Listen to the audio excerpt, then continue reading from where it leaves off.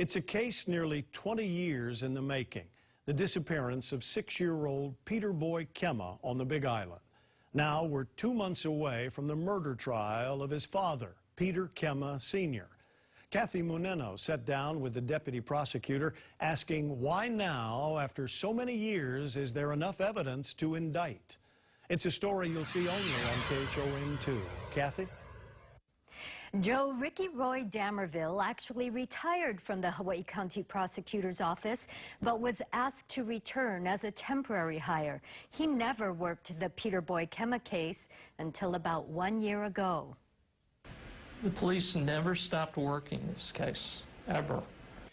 Deputy Prosecuting Attorney Ricky Roy Damerville is quick to acknowledge the 19 years of work that police and prosecutors put into the search for justice for Peter Boy Kemma. Documents reveal Peter Boy endured horrific abuse in his 6 short years of life. Peter Boy's parents, Jalen and Peter Kemma Sr., were suspects in his disappearance, but there was never enough evidence to indict. Or was there? Hawaii County Prosecutor Mitch Roth was determined to find out. Mr. Roth decided that someone needs to be doing that case full-time with no other distractions, and he persuaded the mayor to give him some money. So I came back and started working at 24/7 beginning in March. That money, approved by then-Mayor Billy Kinoy, was also used to hire an investigator, retired police captain Billy Pereira. 2 sets of fresh eyes dedicated solely to this case. But when you come in with no preset views of any kind, and then you look at the facts, you may see things that other people didn't see. Damerville and Pereira scrutinized some 6,000 pages of reports accumulated over those 19 years. And in that accumulation of stuff, led to some other doors that maybe other people hadn't looked at. And after 1 month, in April of last year, they had enough evidence for an indictment and arrest of Peter Kemma Sr. and Jalen Kemma. When we decided to present it to the grand jury, I think we were both happy with our case, and we're still happy with our case. There's no secret to it. There's no magic bullet that came out from any one place. It's just putting things together, and that's kind of what we did. But it was still all circumstantial, right? It was. Sometimes that's true, but sometimes circumstantial evidence is the best evidence. He says many solid pieces together can make a solid case.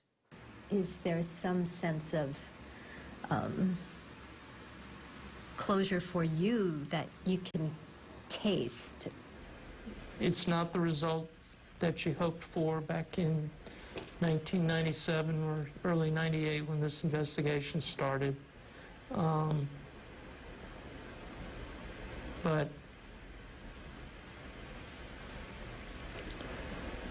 there's a sense of relief there that it's coming to some type of closure. It may not be the closure that the state wants. It may not be the closure that Mr. Kemma wants. It may not be the closure that the community wants, but at some point it's getting there. The children cases always stick with you. And it's the same way with everyone in law enforcement. It's a heart-wrenching feeling. There's just no getting around it. But you can use it to motivate you to work a little bit harder. And it worked in this case, I think, so far. We'll see. Peter Boy's mother, Jalen Kemma, is expected to testify against her husband. It's part of a plea agreement. Tomorrow you'll hear more about that and hear Damerville's answer to the question, will Peter Boy ever be found? Joe? Thanks, Kathy. Peter Boy Kemma was raised by his grandparents after social workers took him from his parents when he was just an infant after his legs were broken and his ribs fractured. But in 1995, Peter Boy was returned to his parents and went missing 2 years later. A year after that, his mom filed a missing persons report at the urging of social workers and police. But his parents maintained Peter Boy was with relatives, and his father said he was left in Honolulu with, quote, Auntie Rose Makuakane.